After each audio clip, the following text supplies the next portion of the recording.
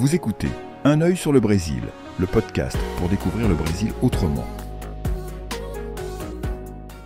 Bon, quand on pense Brésil et fête, c'est sûr, il y a le carnaval de Rio, hein, l'image qui vient tout de suite. Ah oui, c'est l'image d'Épinal. Exactement. Mais le Brésil festif, en réalité, c'est tellement plus vaste. Beaucoup plus, oui. Et aujourd'hui, justement, on explore un peu cette richesse plus cachée. 5 célébrations peut-être moins connues des touristes, mais qui montrent des facettes vraiment fascinantes de la culture brésilienne. Mhm. Notre exploration, elle s'appuie d'ailleurs sur des éléments tirés du document Festa, un script qui a été mis en forme par Bruna Louise. Et c'est important, je crois, d'aller voir au-delà de cette image de carte postale. Vraiment. Oui, Ces fêtes, chacune avec son âme, ses rituels propres, ce sont de vraies fenêtres sur l'incroyable diversité du Brésil. La diversité régionale, culturelle. c'est ça. Elle raconte l'histoire, l'identité du pays, mais de manière très vivante. Alors, commençons peut-être par une ambiance très particulière, la Festa Junina. Ah, la Festa Junina. C'est ça, en juin-juillet. Une atmosphère de kermesse géante, un esprit très rural, avec des costumes un peu paysans, non? Oui, les chemises à carreaux, les chapeaux de paille. Voilà. Et puis des danses traditionnelles, autour de grands feux.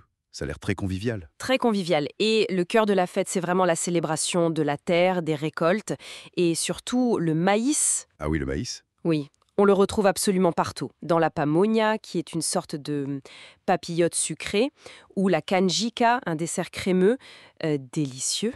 Ça donne envie. Et tout ça au son du foro, cette musique très entraînante qui incarne vraiment l'esprit du Nord-Est. D'accord. Même si la fête existe un peu partout au Brésil, c'est ça? Exactement.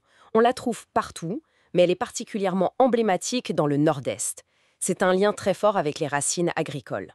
Bon, si la Festa Junina nous connecte à la terre, le carnaval de Salvador, à Bahia, là, on change complètement d'ambiance. Ah ouais, changement radical, hein. Ça nous projette dans une énergie urbaine très différente de Rio, j'imagine.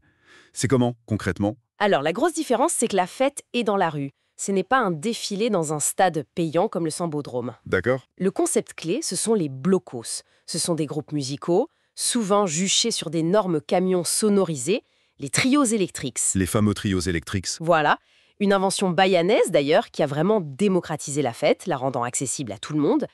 Et la foule suit ces camions pendant des heures. Et la musique phare là-bas, c'est l'accès, c'est ça? L'accès, oui. Ce n'est pas juste un style musical, hein. Le mot lui-même, en yoruba, il signifie énergie vitale. Ah d'accord. Ça colle bien à l'ambiance alors. Ça traduit parfaitement cette atmosphère qui est souvent décrite comme très intense.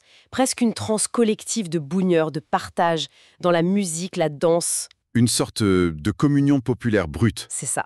Assez incroyable à vivre, paraît-il. Alors, de cette ferveur collective, passons à quelque chose d'encore différent. Presque théâtral, cette fois en Amazonie, le festival de Parintins. Une sorte de bataille artistique. C'est le mot, oui, une bataille. C'est assez unique comme concept. Racontez-nous. Il y a deux camps rivaux, le bleu, Capriccioso, et le rouge, Garantido. Bleu et rouge. Ils présentent des spectacles mais grandioses, avec des chars immenses, des costumes incroyables, des danses, des musiques, Et tout ça basé sur quoi? sur les mythes et les légendes amazoniens. Ah, intéressant. Donc ce n'est pas juste du folklore pour faire joli. Ah non, pas du tout. C'est une manière vraiment spectaculaire pour la culture amazonienne d'affirmer son identité, sa richesse, dans cette région immense. On comprend mieux le surnom alors. Le carnaval de la forêt. Exactement. Le spectacle est total et complètement ancré dans son environnement. C'est fascinant. Après ce spectacle très visuel, une autre forme d'intensité, plus spirituelle peut-être. Le Sirio de Nazaré à Belém. Oui, absolument. On dit que c'est l'une des plus grandes fêtes religieuses au monde. C'est exact.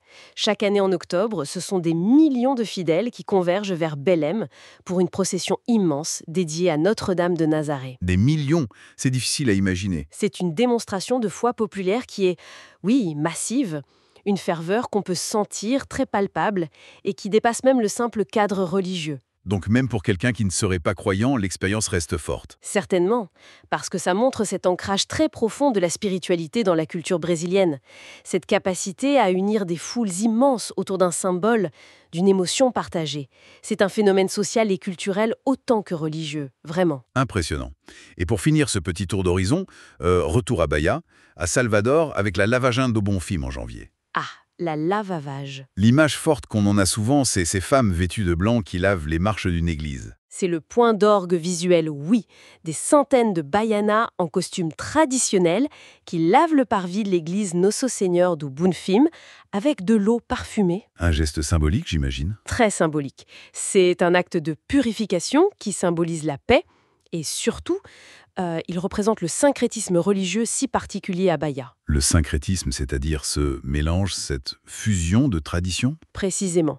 L'église est catholique, dédiée à Seigneur do Bonfim, donc Jésus-Christ, mais cette figure est aussi associée dans le candomblé à Oxalá, une divinité majeure. D'accord. Candomblé, la religion afro-brésilienne, très présente là-bas. Tout à fait. Donc ce rituel du lavage, il mêle la dévotion catholique et le respect des traditions africaines. C'est fascinant. Et la fête elle-même, elle mélange la procession sacrée, la musique, la danse dans la rue. C'est à la fois sacré et très festif. C'est incroyable cette diversité.